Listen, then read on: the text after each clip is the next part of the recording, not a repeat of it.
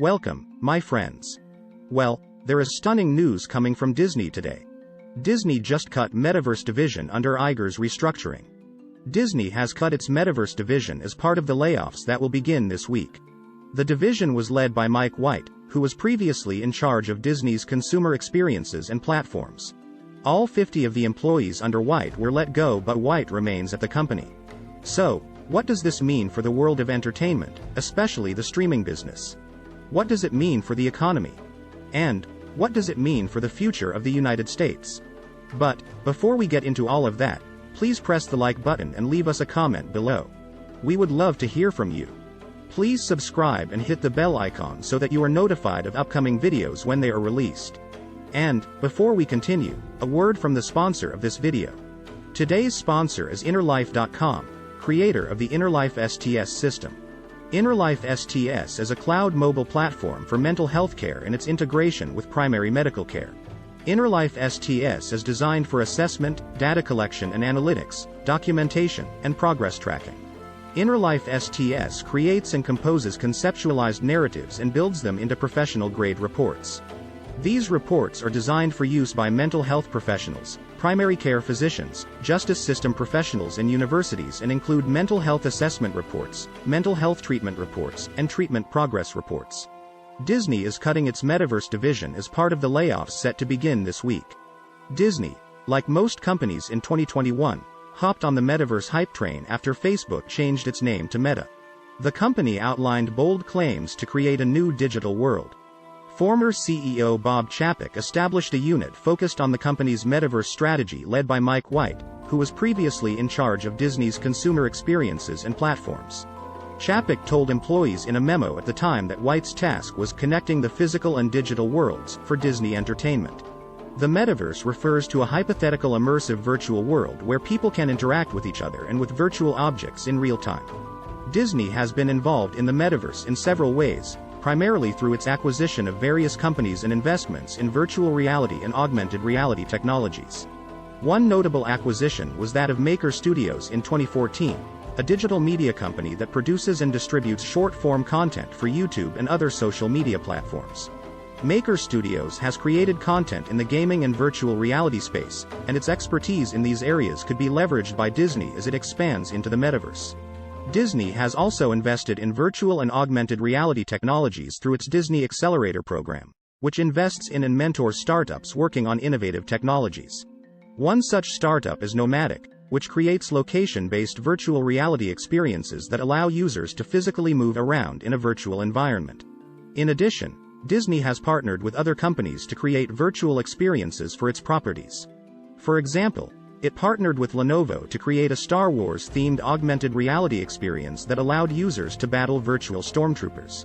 Overall, Disney's involvement in the Metaverse reflects its recognition of the growing importance of virtual and augmented reality technologies, and its efforts to leverage these technologies to create new and innovative experiences for its audiences. All 50 of the employees under White were let go, but White remains at the company. His new role remains unclear. The cuts in the Metaverse division were first reported by the Wall Street Journal. Disney never explicitly outlined what it planned to do with the Metaverse. But Chapek said in a 2021 earnings call that Disney was creating unparalleled opportunities for consumers to engage with its products and platforms. Suffice it to say, our efforts to date are merely a prologue to a time when we'll be able to connect the physical and digital worlds even more closely, allowing for storytelling without boundaries in our own Disney Metaverse, he said during the call.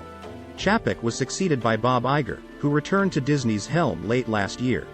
The latest layoffs were initially announced in February and will impact about 7,000 employees, according to a memo sent by Iger. The job cuts will be cross-company, hitting Disney's media and distribution division, parks and resorts, and ESPN. Since returning as CEO, Iger has reorganized the company and acknowledged that he'd consider selling Hulu. The layoffs are part of a broader effort to reduce corporate spending and boost free cash flow. Disney said last month it plans to cut $5.5 billion in costs, including $3 billion in content spend. Disney will host its annual shareholder meeting April 3rd.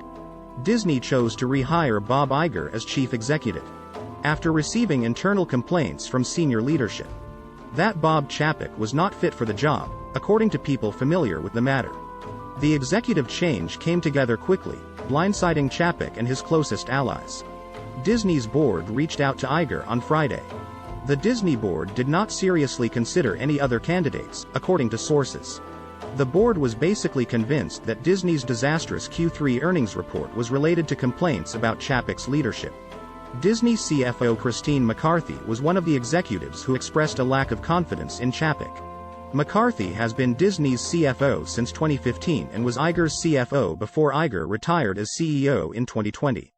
Disney did not provide a spokesperson to comment on the changes. Chapek had come under heavy criticism for his management of Disney over the past few years. Chapek was told on Sunday night that the board had replaced him with Iger. As you might imagine, Chapek and close associates were caught off guard by the news. Chapek's right-hand man, Kareem Daniel, is also out. Daniel was head of Disney Media and Entertainment. The Disney Media and Entertainment division was created in Chapek's reorganization of the company. Iger has never been very enthusiastic about the reorganization. Truth be told, the reorganization has caused internal consternation for a couple of years now. Iger tells sources that he has been consistently hearing complaints from his former colleagues this year. Employees felt that the forced move demonstrated a level of callousness toward employees' lives.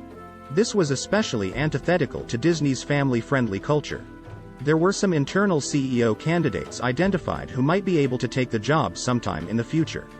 But the board did not want to put someone new in that position right now, considering all the various pressures on the company. Disney reported quarterly earnings earlier this month, which was a disaster. The Q4 report was disappointing on profit and a number of key revenue segments. Management also warned that its strong streaming growth would likely taper off in the future. And then, the bombshell, Chapek told executives that Disney would cut costs. There would be hiring freezes, layoffs and other cost-cutting measures. And that move was probably the straw that broke the camel's back. Shares of Disney rose following the news of Chapek's replacement. If you recall, last week, CEO Bob Chapek told employees of plans to conduct a targeted hiring freeze. And, of course, layoffs. Disney had about 190,000 employees at the end of Q4. Just to put that in perspective, Google has 174,000 employees. Meta has 87,000 employees, prior to the planned layoff of 11,000 people. And Twitter had 7,500 employees before Elon Musk announced a 50% layoff. Like many companies, Disney reported disappointing Q4 earnings. And who did they blame? You guessed it, the usual whipping boy, weakening macroeconomic conditions. I think that Wall Street analysts are getting tired of hearing that. Disney's streaming service Disney Plus lost $1.47 billion in Q3. But we should note that Disney Plus has accumulated 100 million subscribers in just 3 years since its inception. By way of comparison, Netflix took 20 years to build a subscriber base of 220 million. But the streaming business is overcrowded and fragmented. Disney lost twice as much on Disney Plus in Q4 versus the prior quarter. McCarthy said losses at Disney Plus will improve in 2023. According to Chapek, streaming will become cash flow profitable by the end of 2024. As you probably already heard, other large media and entertainment companies have made job cuts this year. Warner Bros. Discovery, Netflix, HBO Max. I don't know about you, but I really wonder about this announcement.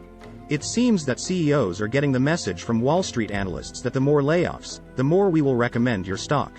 And, I think that pretty much all big corporates have some amount of fake jobs. There is always fat and waste in corporate organizations. Disney has traditionally been a very well-managed company. And, despite its losses, Disney Plus has shown excellent growth. If it truly becomes profitable in 2024, that will be a good outcome. I often wonder when CEOs say that business travel should be cut to only essential trips. Why haven't they been approving only essential trips all along? And it somewhat makes me lose faith in how corporate America is managed. On the other hand, I would say that Disney has a lot of moving parts. Theme parks are just getting back on their feet after the pandemic. But have you checked entry prices to Disney theme parks lately? They are sky high. And I really wonder whether they are pricing out average American families. Disney does need to rationalize the financial picture and bring its earnings in line with stock valuation. But given the fragmentation of the streaming industry, consolidation must take place. So, Disney needs to decide whether it wants to be a buyer or a seller in that space. Given Disney's vast library of titles and ownership of ESPN, I would say that it needs to be a buyer. And Warner Bros. Discovery needs to find a buyer. I would say that Disney needs to get its share price and earnings up so that it can be something of a consolidator in the streaming space. Hopefully for Disney, this newly discovered financial discipline will help to get them where they need to be. But what do you think? Please leave us a comment below and hit the like button. We would love to hear from you. Please subscribe and hit the bell icon so that you are notified of upcoming videos when they are released. Please share this video on social media. Thank you for watching.